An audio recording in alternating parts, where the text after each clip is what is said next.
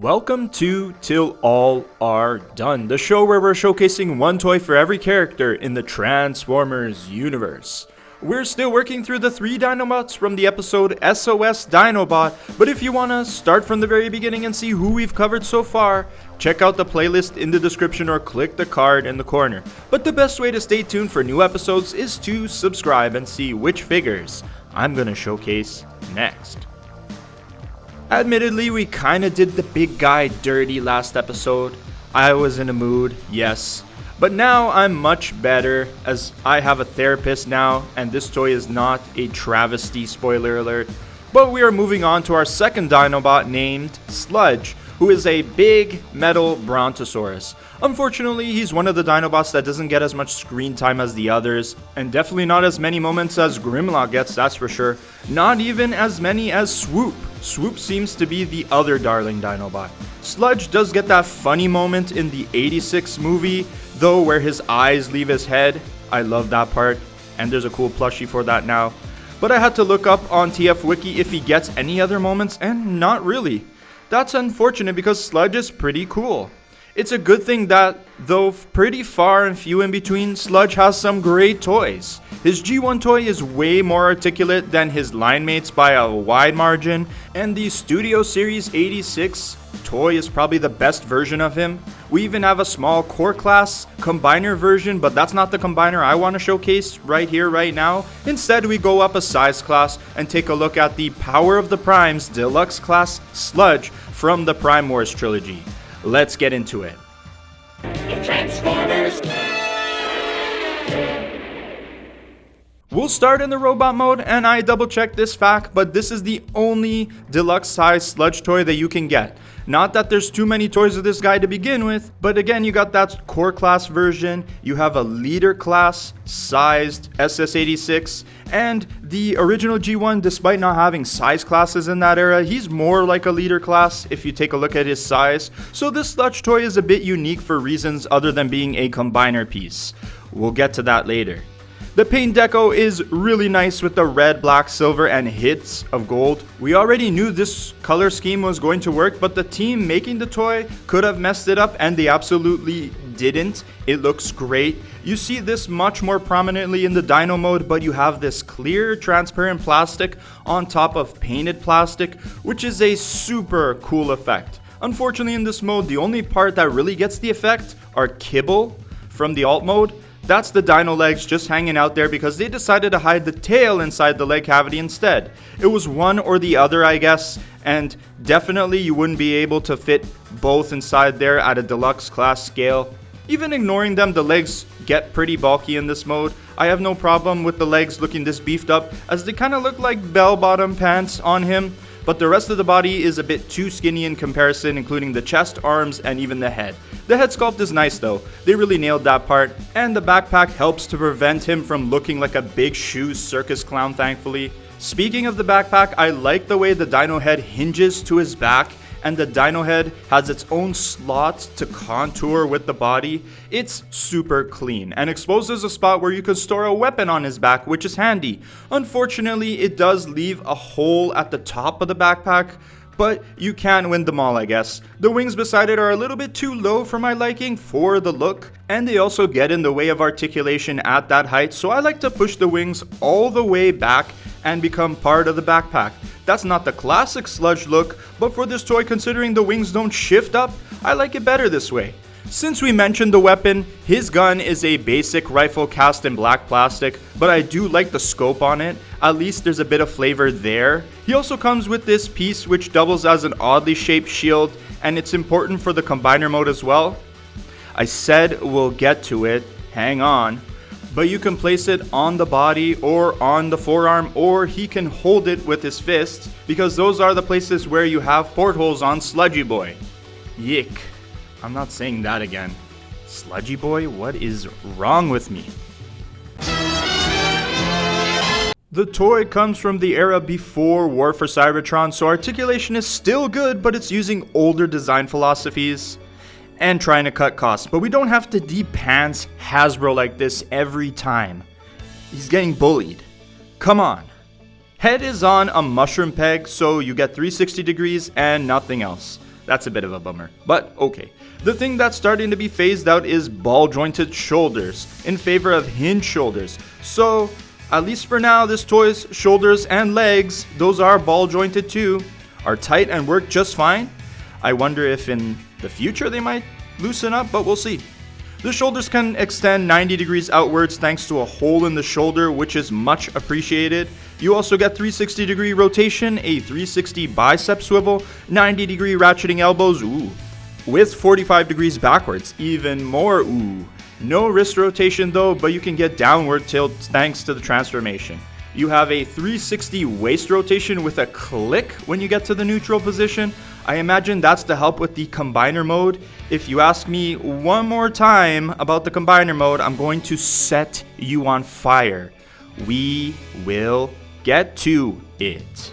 The ball jointed legs don't have that same slot like the shoulders, so you only get 45 degrees outward, but you do get 90 degrees forward and 90 degrees back if you work around the wings. You also get a mushroom peg 360 hip swivel and a little bit less than 90 degree knees.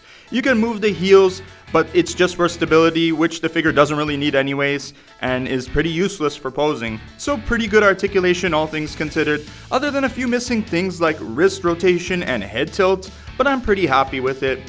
Another thing I'm pretty happy with is this clean transformation. It really makes this guy a good desktop candidate for messing around while you work. The SS86 might be too big for the desk, but this guy isn't. The transformation is not too complex, but has a few steps that you might need to do a few times to learn, particularly transforming the back section with the tail. The tail is attached to a double pin joint that lets you move it in quite a few directions, which definitely helps to move it out of the way when you bend the back section into place. Then you can fix the tail and legs in. The dino head hinges over the robot head, as you can open the neck panel here to make sure it goes on properly. Then the wings end up covering the torso, and the arms turn into the front feet of the Brontosaurus once you hide the fists. And just like that, pretty quick, pretty nice looking alt mode to talk about. Just like that, you have yourselves a nice dino. For the most part, I like the alt mode, and I think it comes together. This is where you get to see a lot of that nice transparent plastic I talked about earlier. On the head, it looks awesome having the gold paint underneath the clear transparent plastic. Then you get different spots where you have the silver paint underneath, like the tail and the legs. It's just a really cool effect that extends to the rest of the Dinobots in the Prime Wars Trilogy.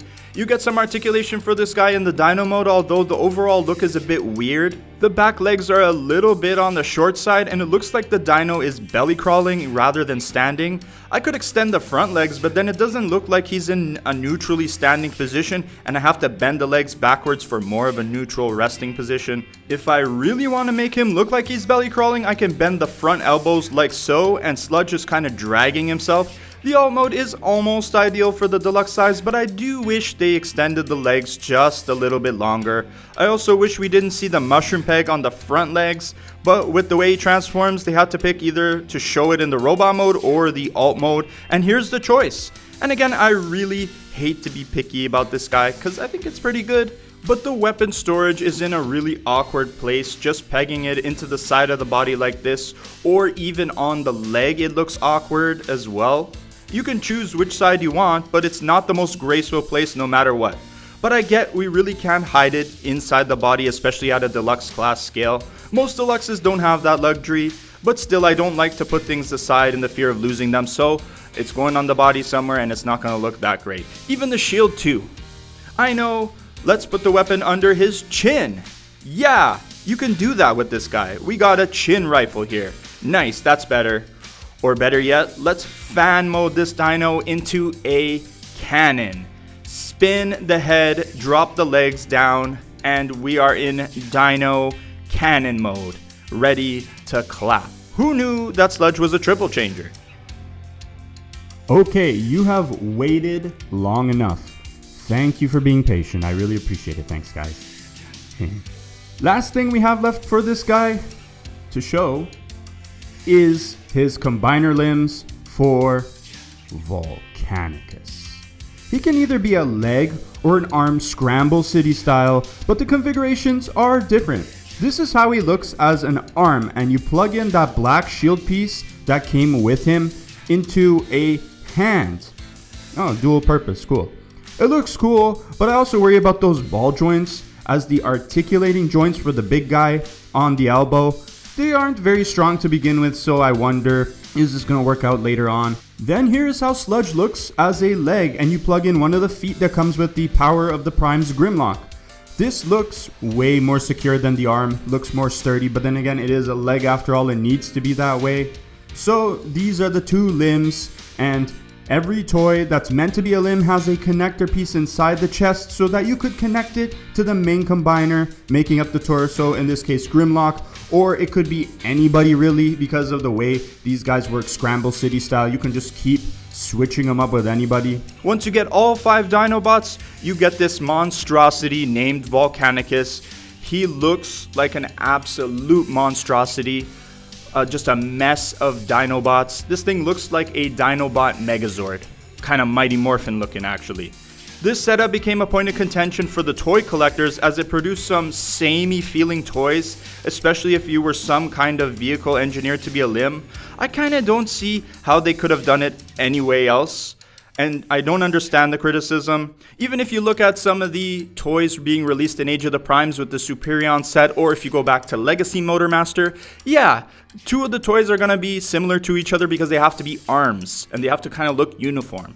I don't get it. What are we complaining about? Like, if you're looking for Power of the Primes Jazz, just as an example, to be your definitive Jazz toy for your collection, I think that's foolish. You're getting this Jazz with the primary intention to complete a big-ass Autobot combiner. Does that mean some of the toys in the line are going to be the same mold-wise? Yes. And yes, some of the toys, like G1 Elite 1 Squad, are going to get their first toys, and this is what you get out of it. Okay, I get that sentiment too. But we have lots of options for most of the characters featured in these toy lines. Plus, combiners are fun, especially Scramble City style where you can mix and match like this. So put those criticisms to bed and just enjoy what you have, or go find other sources of enjoyment. I think you can hear it in my voice while I review this toy. I'm pretty high on this Sludge figure overall. There's a few things you lose bringing Sludge down to the deluxe scale, but it does a great job being a smaller scale transforming Brontosaurus. I'm awarding him a 4 stars out of 5. I really feel that great about this red, silver, and gold Littlefoot over here, and no, I'm not calling Littlefoot an Apatosaurus. Wikipedia. You can't make me update my dinosaur lexicon. I don't care. Anyways, I think this toy does everything well, especially like the paint deco and the look of both modes, robot and dino. It might not be astounding in any one category, but it's designed pretty solid in each segment. In my head, I think a combiner for the Dinobots is stupid, but I've also not gotten all the pieces yet for Volcanicus, so maybe that's the thing that's astounding. I have 2, so maybe one day I'll find out. But standalone, this Power of the Primes toy is fairly modern and a great toy to have on your desktop. You know, play with some Dinobots while you work. Why not? Maybe don't bring them to work, but if you work from home, why not? Hey look, the Sludge is actually still on my desk right now. Nice. That's another Transformer character covered on till all are done, and now we go to our last Dinobot for episode 8. There's still more Dinobots later in the season, but now you guys have figured out that our Triceratops friend is who is coming onto the stage next. Be sure to subscribe to catch that review, and of course, thank you for spending some of your precious time geeking out over here about my Transformers collection. Peace out.